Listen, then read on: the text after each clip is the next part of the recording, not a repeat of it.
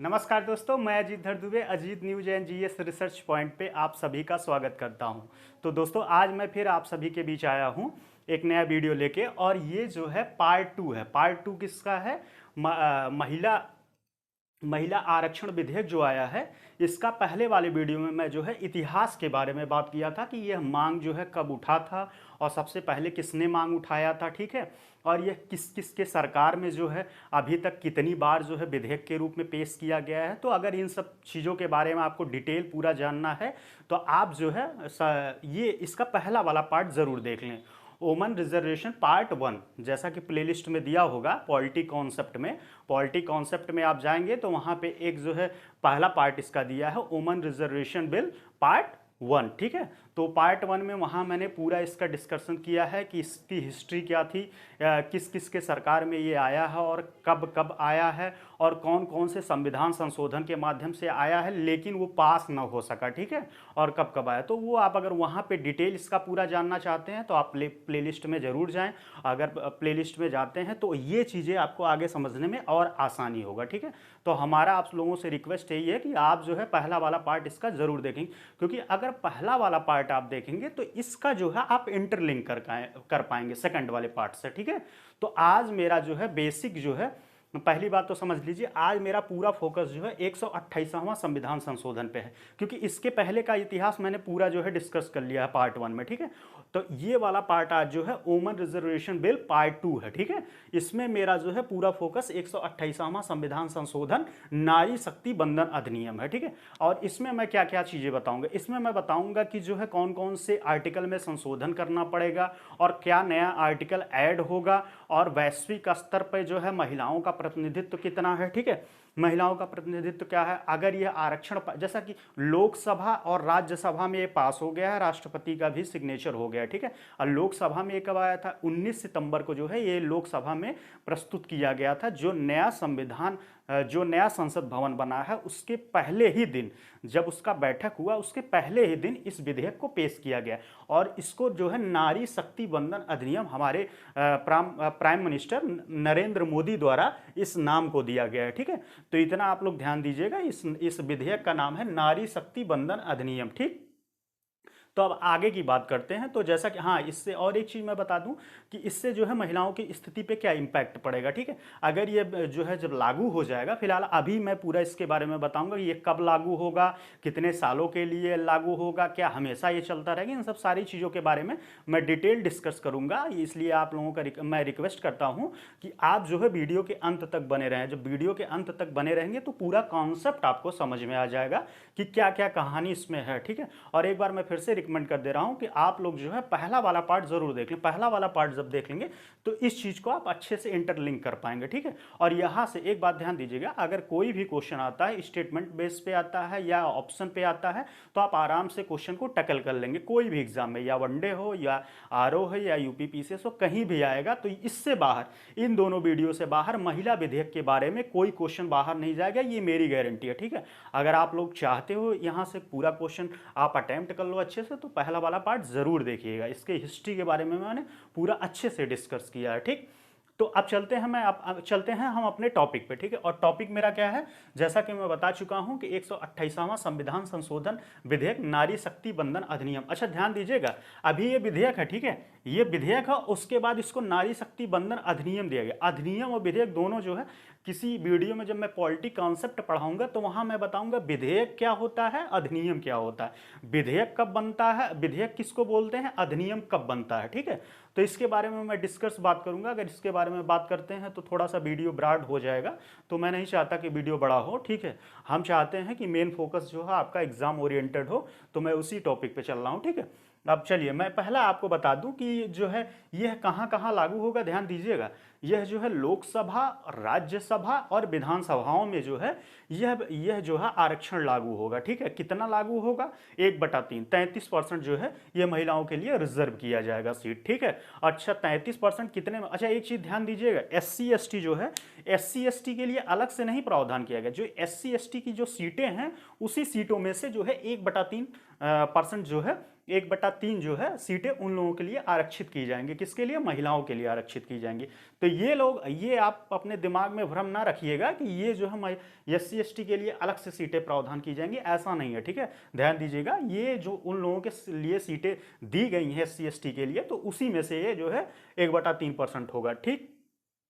तो ये तो थोड़ा सा बेसिक कॉन्सेप्ट था। अब मैं चलता हूं एग्जाम के पॉइंट ऑफ व्यू से, कहां कहां कैसे क्या क्या इसमें विधेयक में है और क्या क्या आपको जानना जरूरी है, ठीक है। अच्छा, एक चीज मैं और थोड़ा सा आप लोगों को रिक्वेस्ट करता हूं कि थोड़ा सा चैनल को प्रमोट करिए, और आप लोग प्रमोट करेंगे तो मुझे थोड़ा सा और अंदर से मोटिवेशन मिलेगा काम करने के लिए। इसलिए ज़्यादा से ज़्यादा अगर वीडियो मेरा समझाने का तरीका आपको अच्छा लगता है तो आप ज़्यादा से ज़्यादा शेयर करिए, और उसके बाद लाइक करिए और सब्सक्राइब भी करिए अगर चैनल पर नए हैं। एक चीज़ मैं भरोसा दिला देता हूँ, यहाँ पे मैं जो है करंट अफेयर बहुत अच्छे से पढ़ाऊंगा, और पूरा करंट अफेयर कवर होगा आपका।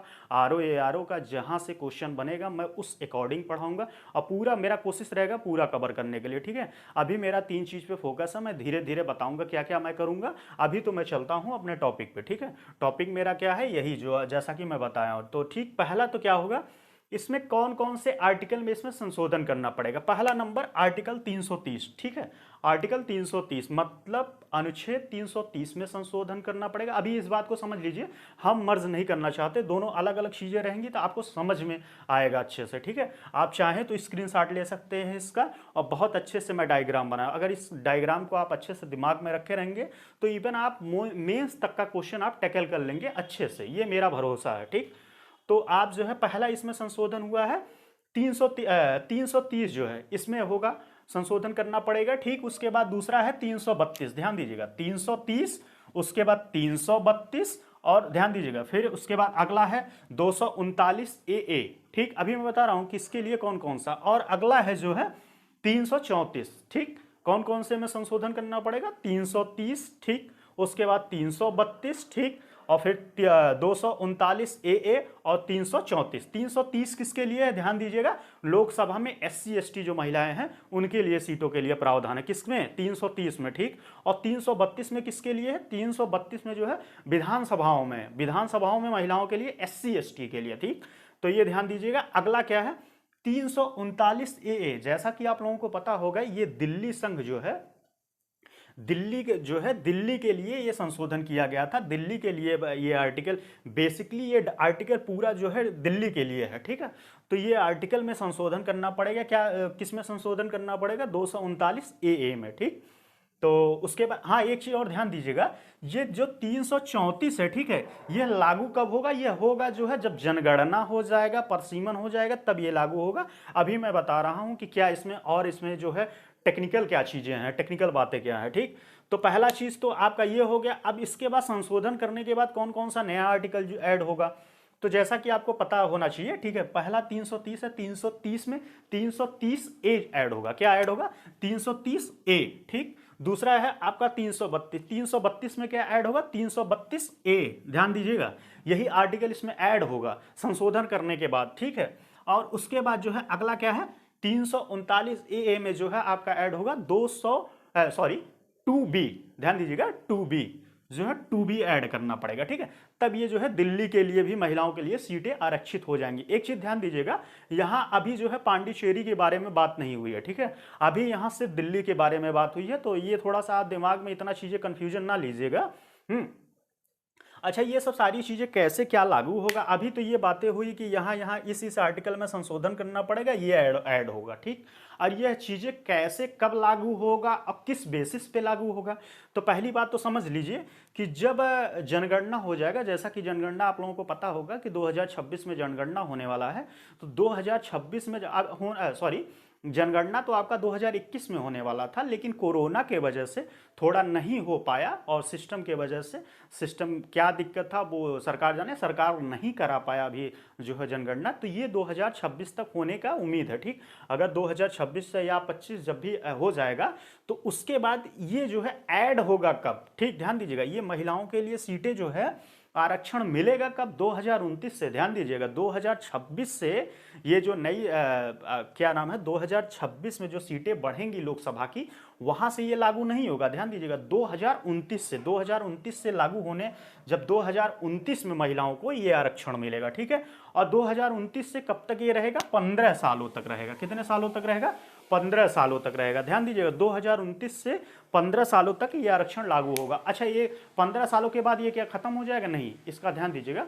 होगा क्या कि जैसे 15 साल के बाद संसद को ये पावर होता है, संसद आरक्षण को बढ़ा सकता है या फिर उसको समाप्त कर सकता है। और बढ़ाने के लिए वो क्या करेगा? एक कमेटी गठित करेगा और देखेगा कि महिलाओं की स्थिति क्या अच्छी हुई है, क्या सुधार हुआ है कि नहीं। अगर ज़्यादा सुधार हो गया है तो चाहेगा तो खत्म भी कर सकता है। अगर उसको लगता है संसद को अभी इसको और बढ़ाने की जरूरत है तो संसद इसको और बढ़ाएगा। ध्यान दीजिएगा, इतनी मतलब चीज़ें जो है आपका क्लियर होना चाहिए। मेरे कहने का मतलब ये है, मैं चाहता हूं कि कंफ्यूजन एकदम ना हो, ठीक।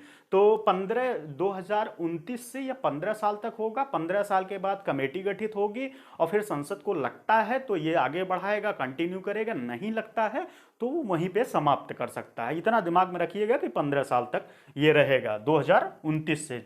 अभी ऐसा माना जा रहा है कि 2029 से लागू होगा, ठीक है। अच्छा, ये काम कैसे करेगा? एक चीज ध्यान दीजिएगा, आप लोग सुन रहे होंगे रोटेशन, ठीक है। तो ये रोटेशन बेस पे काम करेगा। अच्छा, रोटेशन बेस क्या होता है इस बात को समझ लीजिए। जैसे मान लीजिए तो 3 जो है लोकसभा सीटें A B C, ठीक। तो ये तीनों लोकसभा सीटों में जैसे मान लीजिए पहले बार या तीनों में लागू हो गया, फिर अगली बार जो है, और एक बात ध्यान दीजिएगा, 5 साल बाद नहीं 10 साल बाद, ठीक। तो 10 साल बाद क्या होगा? ए वाले में जो है अगला बार महिला आरक्षित सीट नहीं रहेगा ये, ठीक। इस बात को समझिएगा। पहली बार तो हो गया, उसके बाद अगली बार क्या होगा? अगली बार जो है ए वाले पे आरक्षित महिला सीट नहीं होगा, ठीक। अब अगली बार किसी और जो है लोकसभा सीट जो है आरक्षित किया जाएगा। एक चीज यहां मैं और थोड़ा सा टेक्निकल बता दूं, जैसे होता है कि एक व्यक्ति कई लोकसभा या कई विधानसभाओं से चुनाव लड़ता है, तो क्या महिलाएं जो है ऐसा कर सकती हैं? 2 रिजर्वेशन सीट जो आरक्षित किया गया है, क्या दोनों जगह से लड़ सकती हैं? तो ऐसा नहीं है, ठीक। ये क्वेश्चन आप दिमाग में बैठा लीजिएगा, बहुत टेक्निकल चीज है, इसको ध्यान से सुनिएगा। चीजें ये है कि अगर क्या है, ऐसा क्या है कि महिलाएं अगर 2 सीट जो है आरक्षित की गई है ABC, तो क्या दोनों से लड़ सकती हैं? दोनों से नहीं लड़ सकती, इतना ध्यान दीजिएगा। एक रिजर्व सीट से लड़ सकती हैं, अगला वाला जो है वो रिजर्व नहीं होगा, उससे चुनाव लड़ेंगे, ठीक। ये बात अपने दिमाग में एकदम क्लियर कट रखिएगा, ठीक। तो हमारा कहने का मतलब था इतनी बातें हैं। अब थोड़ा सा और देख लेते हैं लोकसभा में क्या स्थिति है महिलाओं की। लोकसभा में महिलाओं की स्थिति जो है, वर्तमान की समय की बात कर रहे हैं, ध्यान दीजिएगा, वर्तमान समय में महिलाओं की स्थिति जो है 82 है, ठीक है। लोकसभा में मतलब 82 सीटें जो है महिलाएं जो है चुन के गई हैं। अच्छा, उपचुनाव को मिला के एक बात ध्यान दीजिएगा, इसमें जो है उपचुनाव जो अभी हुआ है, उपचुनाव को मिला के जो है 82 सीटें महिलाओं की है। टोटल प्रतिनिधित्व कितना है परसेंटेज में? तो 15.2%। कितना है? 15.2%। राज्यसभा में कितना है महिलाओं का? तो राज्यसभा में 31, मतलब 13%, एग्जैक्ट 13% है। 31 जो है सदस्य, और परसेंटेज में अगर इसको देखेंगे तो परसेंटेज में 13%, ठीक। अब वैश्विक स्तर पर क्या महिलाओं का प्रतिनिधित्व है, इसके बारे में जान लीजिए। तो ये यूएनओ के अनुसार, संयुक्त राष्ट्र महासभा के अनुसार महिलाओं की स्थिति वैश्विक लेवल पे क्या है? तो 26.5%। मतलब जो जितने भी देश हैं 196 देश, उन देशों का एक औसत निकाला गया, तो 96% जो है महिलाएं जो है संसद में प्रतिनिधित्व कर रही हैं अपने जो है महिलाओं का, ठीक। और उसके बाद ये सब सारी बातें तो मैं समझा दिया है, इतना तो मुझे लगता है कि आप लोगों को अच्छे से समझ में आएगा। अब देखते हैं वैश्विक स्तर पे क्या स्थिति है, वैश्विक स्तर पे और देशों में महिलाओं की क्या स्थिति है। ये तो हुई बात भारत की, ठीक है। अब वैश्विक स्तर पर देख लीजिए, वैश्विक स्तर पर सबसे ज्यादा प्रतिनिधि जो है महिलाओं की चुन के कहाँ गई है? रवांडा में। रवांडा में महिला, एक बात जान लीजिए, रवांडा में महिलाओं का प्रतिनिधित्व वाला सरकार बना है, मतलब यहाँ पूरी जो है 50% से ज़्यादा महिलाएं यहाँ चुन के गई हैं। और 61.3%, कितना? रवांडा में 61.3%, क्यूबा में जो है 53.4%। मतलब एक असेंडिंग आर्डर में, आप 5 तक याद रखिएगा। अगर क्वेश्चन में एग्जाम में क्रोनोलॉजी लगाने के लिए आता है तो भी आप एग्जाम में क्वेश्चन को आप टैकल कर लीजिए, ठीक है। तो दूसरे नंबर पे कौन सा है? क्यूबा है 53.4%। तीसरे नंबर पे है निकारागुआ 50.6%। उसके बाद जो है अगला है यूनाइटेड स्टेट ऑफ अमीरात, ठीक।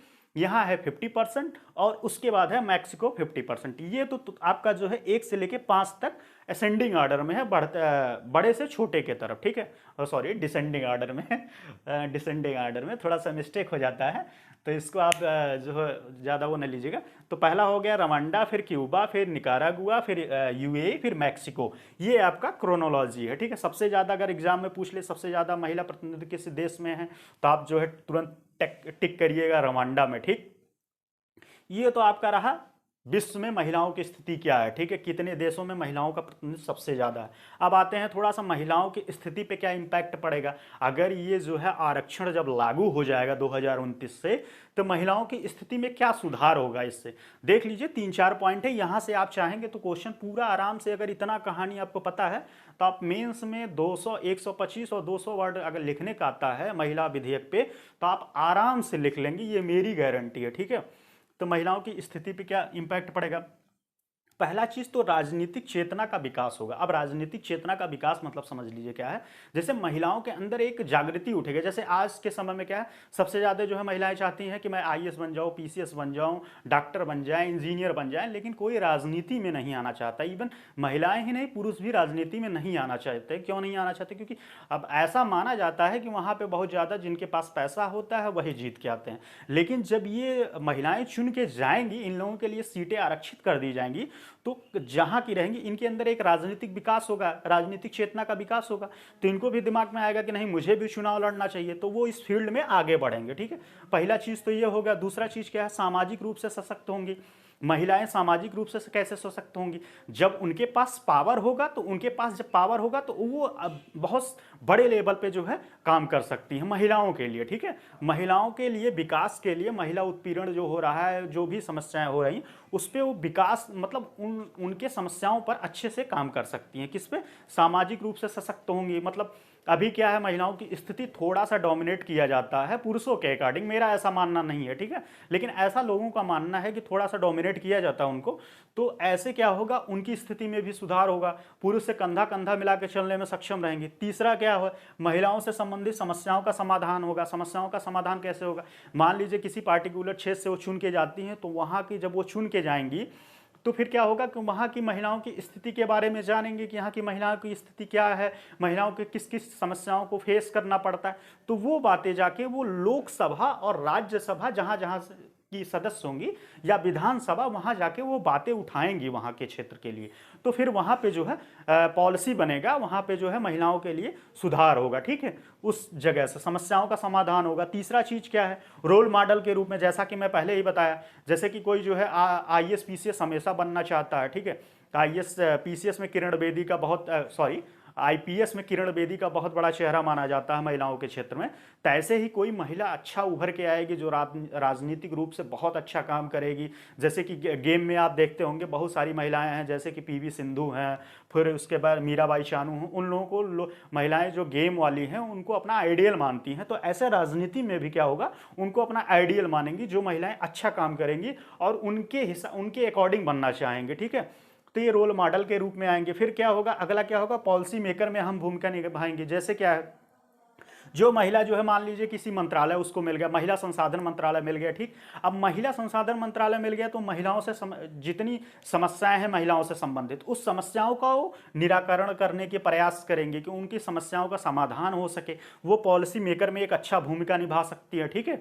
और उसके बाद जो है भ्रष्टाचार में काफ़ी कमी आएगी। भ्रष्टाचार में ऐसा जो है एक सर्वे हुआ था, और ऐसा माना जाता है कि जिन देशों में महिलाओं का प्रतिनिधित्व ज़्यादा होता है उस देश में भ्रष्टाचार कम होता है, ठीक है, ऐसा माना जाता है। और एक रिसर्च है, उस रिसर्च के अकॉर्डिंग मैं बता रहा हूँ कि जिस देश में महिलाओं का प्रतिनिधित्व ज़्यादा होता है वहाँ पे भ्रष्टाचार कम होता है। तो ये जो है महिलाओं की स्थिति पे ये इम्पैक्ट पड़ेगा। सबसे ज़्यादा क्या है इसके बारे में मैं बता दिया। फिर उसके बाद लोकसभा राज्यसभा की क्या स्थिति होगी, कौन कौन से आर्टिकल में संशोधन करना पड़ेगा, कौन सा नया ऐड ऑन होगा, ठीक है, ये सब सारी बातें। और रोटेशन क्या होता है ये भी मैं बता दिया, ठीक। फिर कितने वर्षों तक लागू होगा ये भी मैं बता दिया आपको, ठीक है।